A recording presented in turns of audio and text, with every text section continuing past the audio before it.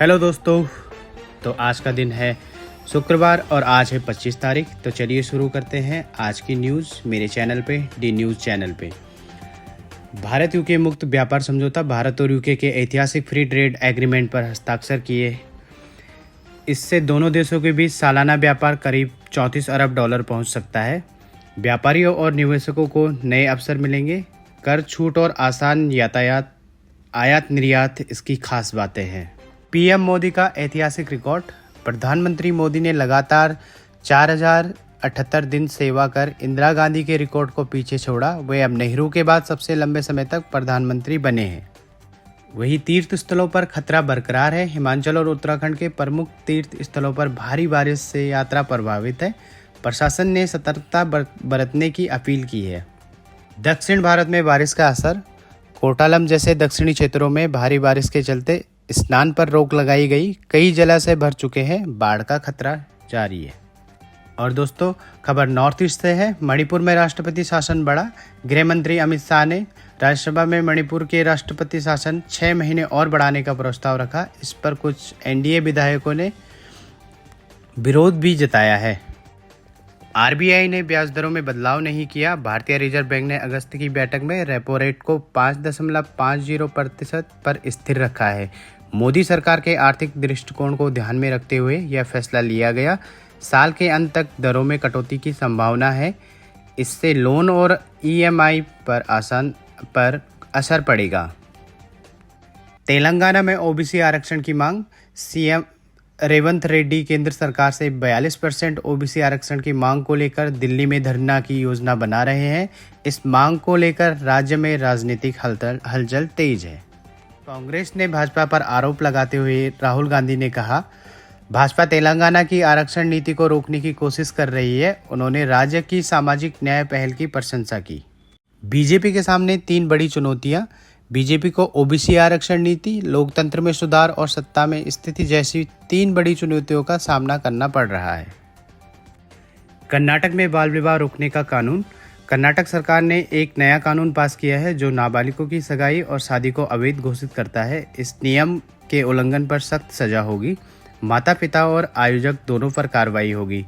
बच्चों के अधिकारों की रक्षा की दिशा में बड़ा कदम है। राजस्थान में छात्र राजनीति की वापसी। 4 अगस्त को छात्र संघ चुनाव की मांग को लेकर राजस्थान में आंदोलन की योजना बनाई गई है। छात्र लंबे समय से चुनाव के रद्द होने से नाराज हैं। ट्रंप का भारत पर बयान। डोनाल्ड ट्रंप ने अमेरिकी कंपनी को चेतावनी दी कि वे भारत में नौकरियां न दें। उन्होंने कहा कि ऐसा न करने पर कंपनियों पर 25% टैक्स लगाया जा सकता है। यह बयान अमेरिका में एआई सम्मेलन के दौरान हुआ। 25 जुलाई को एलआईसी, एचडीएफसी बैंक जैसी 24 कंपनियों ने एक्स डिविडेंड डेट घोषित की। यह कम लागत वाले निवेशकों के लिए फायदे का अवसर है। संसद टीवी को नया सीईओ मिला। उत्पल कुमार सिंह को संसद टीवी का नया सीईओ नियुक्त किया गया है। वे लोकसभा सचिव के अधिकारी हैं और केदारनाथ पुनर्विकास परियोजना में अहम भूमिका निभा चुके हैं। गिद्धों के लिए जैसलमेर में नई पहल। जैसलमेर के डेजर्ट नेशनल पार्क में गिद्ध संरक्षण प्रोजेक्ट शुरू किया है और 36 गिद्धों को जीपीएस टैग लगाकर उनकी गतिविधि पर नजर रखी जाएगी। इससे इस विलुप्त हो रही प्रजाति को बचाया जा सकेगा। 2 साल तक चलने वाला यह प्रोजेक्ट बहुत अहम माना जा रहा है। हिमाचल और उत्तराखंड में बारिश का कहर। लगातार बारिश और भूस्खलन से सैकड़ों सड़कें बंद हो गई है। बिजली, पानी और यातायात बुरी तरह प्रभावित हुए हैं।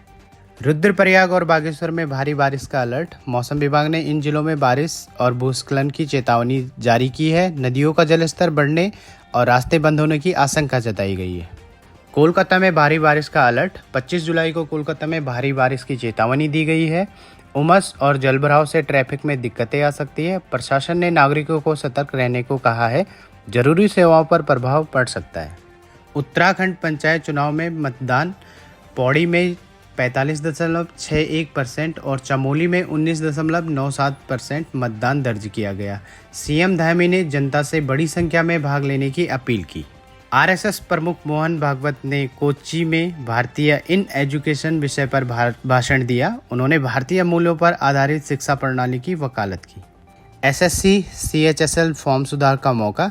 एसएससी ने 2025 CHSL परीक्षा फॉर्म में सुधार का एक और मौका दिया है। 25 और 26 जुलाई को उम्मीदवार अपने फॉर्म में सुधार कर सकते हैं। यह मौका उन छात्रों के लिए है जो गलती से गलत जानकारी भर चुके थे। आईओ ने नए सीईओ की घोषणा की। भारतीय ओलंपिक संघ ने रघुराम अय्यर को नया सीईओ नियुक्त किया है। साथ ही 2036 ओलंपिक को देखते हुए नया एंटी डोपिंग पैनल भी गठित किया। इससे भारतीय खेल संगठनों में पारदर्शिता और मजबूती आएगी। राजस्थान में बैडमिंटन टूर्नामेंट की शुरुआत। जयपुर के सवाई मानसिंह स्टेडियम में राज्य स्तरीय बैडमिंटन प्रतियोगिता शुरू हो चुकी है। यह 25 से 30 जुलाई तक चलेगी। इसमें जूनियर और सीनियर दोनों वर्गों के खिलाड़ी भाग ले रहे हैं। खिलाड़ियों में खासा उत्साह है। दिव्या देशमुख फाइड महिला विश्व कप के फाइनल में पहुंचने वाली पहली भारतीय महिला बनी। यह उपलब्धि भारतीय शतरंज के लिए गौरव की बात है। देश भर में उनकी जीत की सराहना हो रही है। भारत और इंग्लैंड के बीच एंडरसन तेंदुलकर ट्रॉफी 2025 का चौथा मुकाबला मैनचेस्टर के मैदान पर खेला जा रहा है। इस मुकाबले में दूसरा दिन का खेल समाप्त हो चुका है। इंग्लैंड का स्कोर 2 विकेट के नुकसान पर 225 रन है। ऑली पॉप 20 और जो रूट 11 रन पर नाबाद है। इंग्लैंड की टीम पहली पारी के आधार पर 133 रन पीछे है और 8 विकेट अभी उनके शेष है। तमिल फिल्म मारिशन की रिलीज। फहाद फासिल की नई फिल्म मारिशन आज सिनेमा में रिलीज हुई। यह एक कॉमेडी थ्रिलर है और पहले दिन करीब 5 करोड़ की कमाई का अनुमान है। फिल्म को अगस्त के अंत तक नेटफ्लिक्स पर रिलीज़ किया जाएगा। दर्शकों से अच्छा रिस्पॉन्स मिल रहा है इस फिल्म का। दोस्तों, अगर आपको हमारी खबरें पसंद आई हो तो लाइक करें, शेयर करें और सब्सक्राइब करना न भूलें। इसी तरह की ताज़ा और ज़रूरी खबरें आपके लिए लगातार लाते रहेंगे। धन्यवाद।